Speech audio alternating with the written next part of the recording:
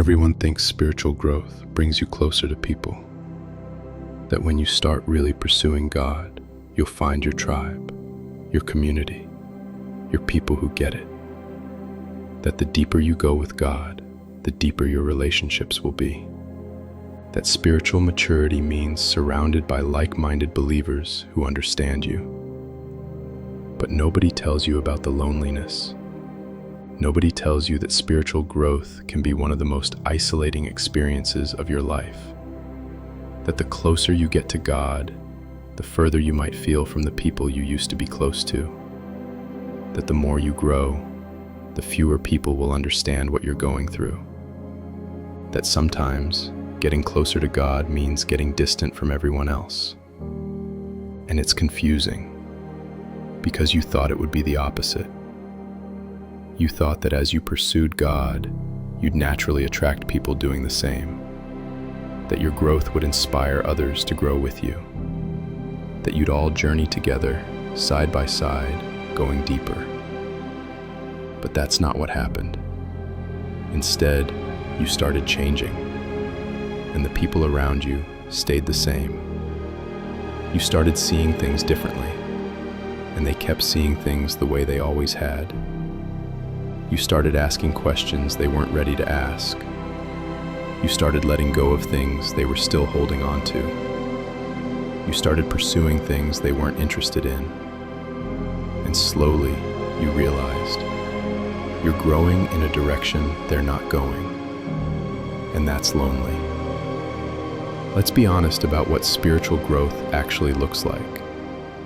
It looks like outgrowing friendships you thought would last forever. Not because you stopped caring about them, but because you're not the same person anymore, and they're not either. Or worse, you changed and they didn't. The conversations you used to have don't satisfy you anymore. The places you used to go don't appeal to you anymore. The things you used to laugh about don't seem funny anymore. And they notice. They notice you're different. They notice you've changed. They notice you're not who you used to be. And instead of celebrating your growth, they resent it. They feel judged by it. They feel like you think you're better than them now, even though you don't. Even though you've never said that. Even though you still love them. But your growth makes them uncomfortable because it highlights their stagnation. And instead of being inspired by your journey, they're offended by it. So the invitations stop coming. The texts get shorter. The calls become less frequent. And eventually, the friendship just fades. And you're left wondering, did I do something wrong? Was I too much? Not enough? Should I have stayed small so they'd stay close? It looks like being misunderstood by people who used to know you best. They remember the old you, the one who used to party with them, the one who used to gossip with them, the one who used to participate in all the things you've now walked away from. And they don't understand the new you, the one who's setting boundaries, the one who's saying no to things you used to say yes to, the one who's choosing differently. To them, you've become religious, self-righteous, judgmental, boring. They don't see your growth as growth. They see it as loss. Loss of the friend they used to have. Loss of the person who used to be fun. Loss of the version of you they were comfortable with. And you try to explain. You try to tell them you're not judging them. You're just changing. You're just growing. You're just pursuing something deeper. But they don't get it. Because they're not where you are. They're not seeing what you're seeing. They're not experiencing what you're experiencing. And you can't make them understand something they're not ready to see. So you stop trying, and the distance grows, and you feel even more alone. It looks like not fitting in anywhere. You don't fit with your old friends anymore because you've outgrown that season, but you don't quite fit with the mature Christians either because you're still figuring things out.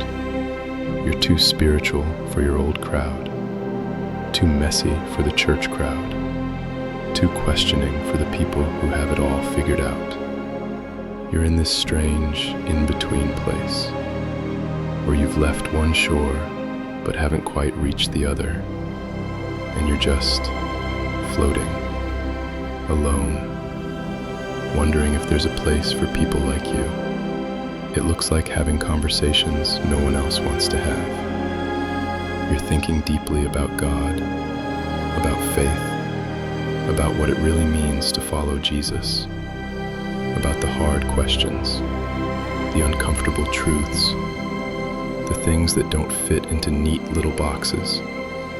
And you want to talk about it. You want to process it. You want to explore it with someone.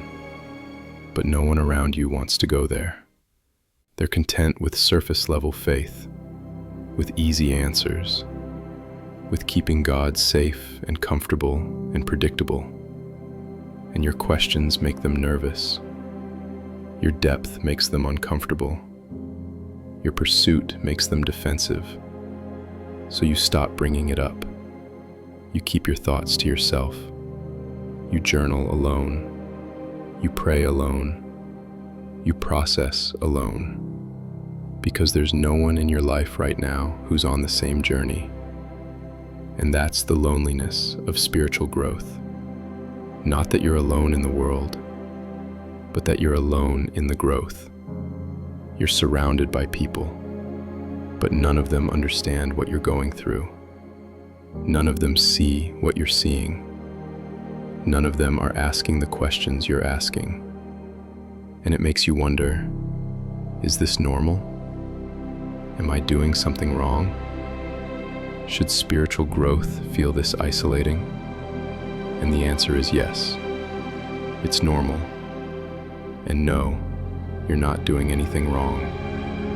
Because growth requires leaving some things behind. And sometimes, those things are people. Not because you want to, not because you stopped loving them, but because you can't stay where they are and still go where God is calling you. Jesus said, "No one who puts a hand to the plow and looks back is fit for service in the kingdom of God." You can't move forward while holding on to what's behind. You can't grow while staying the same. You can't pursue new things while clinging to old things. And that includes relationships. Some people are meant for a season, and when that season is over, trying to force them into the next one only holds you back. It doesn't mean the friendship was fake. It doesn't mean it didn't matter. It just means it served its purpose. And now, it's time to let it go. And that's painful, really painful, because you didn't sign up for this. You didn't pursue God thinking it would cost you friendships. You thought it would deepen them. You thought people would grow with you. But growth doesn't happen at the same pace for everyone. And you can't wait for people to catch up. You can't pause your journey because they're not ready for theirs. God is moving you forward, and you have to choose. Do you follow Him into the unknown?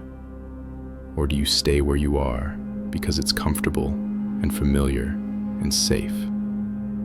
And if you choose to follow Him, you have to accept that not everyone will come with you. Some will stay behind. Some will watch you go and not understand. Some will even resent you for leaving. But that's not your burden to carry. Your job is not to make everyone understand. Your job is not to convince people to grow at your pace. Your job is to follow God wherever He leads, even if you have to go alone. And here's what I need you to know. The loneliness is temporary. It feels permanent right now, It feels like you'll always be misunderstood, always be isolated, always be alone in your growth. But you won't, because as you keep growing, as you keep pursuing God, as you keep walking in obedience, you will find your people, the ones who are on the same journey, the ones who get it, the ones who don't need you to explain because they're experiencing it too. God is not leaving you alone forever. He's just clearing out the space so the right people can come in. He's removing the relationships that were holding you back so He can bring in the ones that will push you forward. He's pruning, and pruning always feels like loss before it feels like growth. But the growth is coming. The fruit is coming. The community is coming. Just not the community you had. A new one, a deeper one, a healthier one. One that celebrates your growth instead of resenting it. One that challenges you instead of keeping you comfortable. One that points you to God instead of pulling you away from Him. But you have to be patient. You have to trust the process. You have to keep growing even when it feels lonely. Because the loneliness means you're moving, you're changing, you're becoming. And becoming is always uncomfortable, always isolating, always misunderstood by people who are still where you used to be. But don't go back. Don't shrink yourself to fit back into spaces you've outgrown. Don't dumb down your growth to make other people comfortable. Keep going, keep growing, keep following God even when no one else understands. Because one day, you'll look back and see why you had to walk this part alone. You'll see who God was making you into. You'll see what He was protecting you from.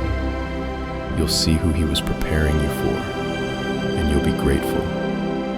Grateful for the loneliness that forced you to depend on God instead of people. Grateful for the isolation that taught you to hear His voice above all others.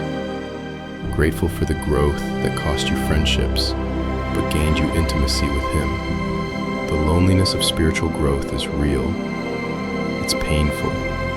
It's confusing. But it's not forever. And it's not a sign that you're doing something wrong. It's a sign that you're doing something right. You're growing. You're changing. You're becoming who God created you to be. And that's worth the temporary loneliness. Because what you're gaining in God is far greater than what you're losing in people. So keep going, even when it's lonely, even when you're misunderstood, even when you feel like you're the only one. You're not alone. God is with you, and that's enough. For now, it has to be enough. But one day, it won't just be Him. It'll be Him and the community He's building around you. The people who will understand, who will celebrate, who will grow with you. They're coming. The right ones are coming. But first, you have to let go of the wrong ones. And that's the loneliness you're feeling right now. The space between letting go and receiving. It's uncomfortable, but it's necessary. So trust the process. Trust the pruning. Trust that God knows what He's doing, even when you feel alone. Because you're not being left behind. You're being led forward. And sometimes the path forward is narrow and lonely and misunderstood. But it's the path to where God is taking you. And that's the only path worth walking.